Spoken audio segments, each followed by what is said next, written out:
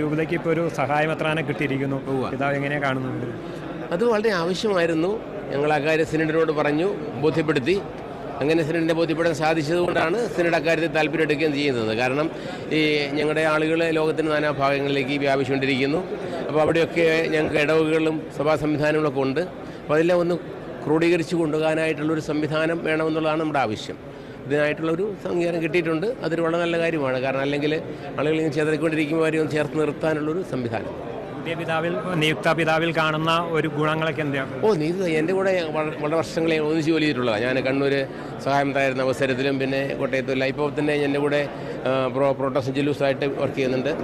കഴിവുള്ള വ്യക്തിയാണെന്നുള്ളൊരു ബോധ്യം എനിക്കുണ്ട്. വലിയ നേതൃശേഷി ഉണ്ടെന്നൊക്കെയാണ് ഇവിടെ ഇപ്പോൾ അനൗൺസ് ചെയ്തത്.